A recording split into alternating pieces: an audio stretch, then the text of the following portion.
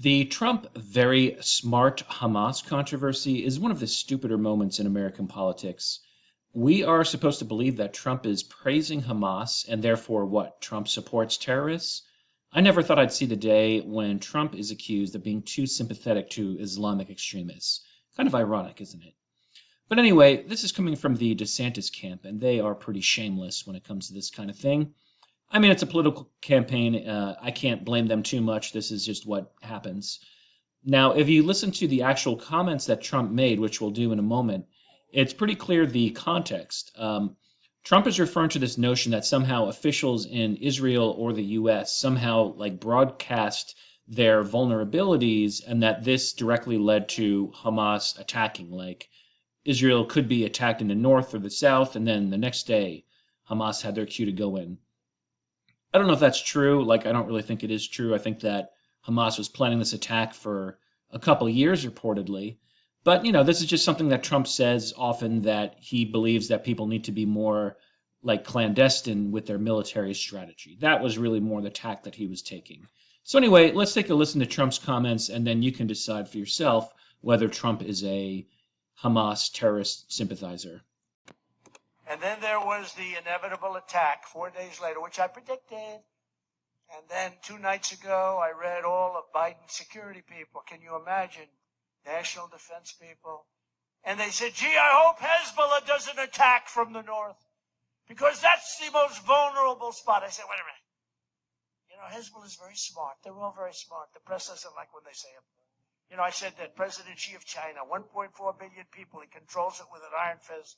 I said, he's a very smart man. They killed me the next day. I said he was smart. What am I going to say?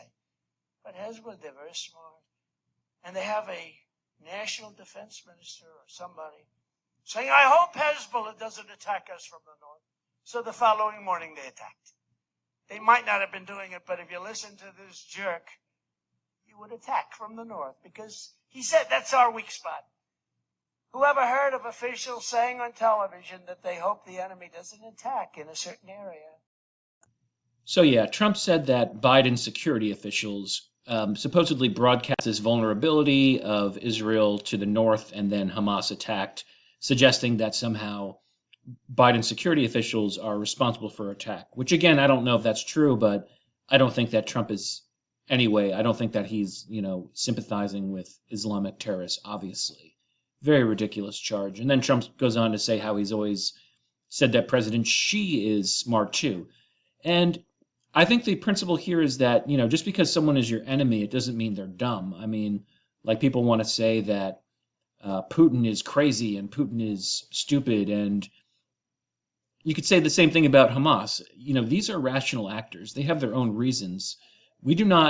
Frankly, we do not get the context in the American media about, what motivates these actors, such as Russia and including the Palestinians, because we get a very one-sided view of it. And the DeSantis campaign is capitalizing on people's, I think, ignorance about the situation. I don't know, DeSantis seems to think this is his moment, that, he got up on a bullhorn and he started yelling about Israel. He seems to think that he's going to use this moment to gain momentum in his fledgling campaign, and I can't hate him for that. It's like you can take any world event and try to pivot and try to capitalize on it. That's his prerogative. But as an American myself, I don't find it very compelling. I don't see how, I don't think DeSantis has any great insight on this issue, other than maybe to be more just like taking a very biased approach to the Israel-Palestine issue, which is really only going to exacerbate the problem.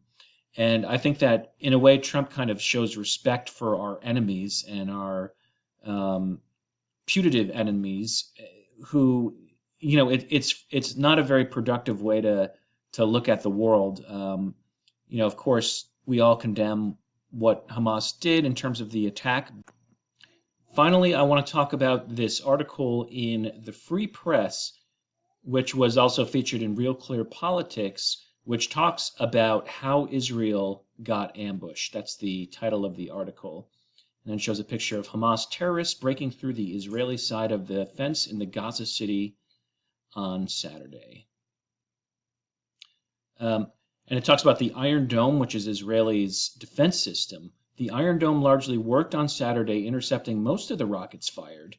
And yet, Israel's world-famous defense system has suffered a collapse, enabling Hamas terrorists, funded and directed by Iran, to invade without resistance, giving them hours to roam and kill citizens, abducting babies, men, and women as they slept in their bed, hid inside bomb shelters, and ran from a desert rave. And this is by Yaakov Katz, and he's a former editor at Jerusalem Post. So this guy is not like some random anti-Semite. I mean, he's someone who knows what he's talking about, and someone who I assume is sympathetic to the Israeli cause. And here is, in the article, they discuss the Hamas plan. The 0 hour was kept completely secret. Hamas leaders knew it. The number of people who knew about the attack and its timing could be counted on one hand. The fact that Hamas kept it secret is arguably Israel's most serious failure.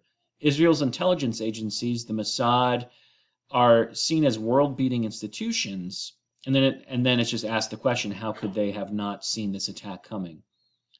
I'm skipping a little bit. This shows impressive operational discipline on Hamas's part, and it will require Israel to restructure its intelligence apparatus once this war is over. So even in this article by this guy who is an editor or was at Jerusalem Post, he admits that Hamas showed impressive operational discipline. And that seems almost like they're saying that Hamas is, quote, very smart. My name is Michael Macaris. Thank you so much for watching. You can find my Twitter handle in the description. Follow me on Twitter and check out my blog, michaelmacarablog.com. Very popular, very interesting. And finally, like and subscribe to my channel. Thank you.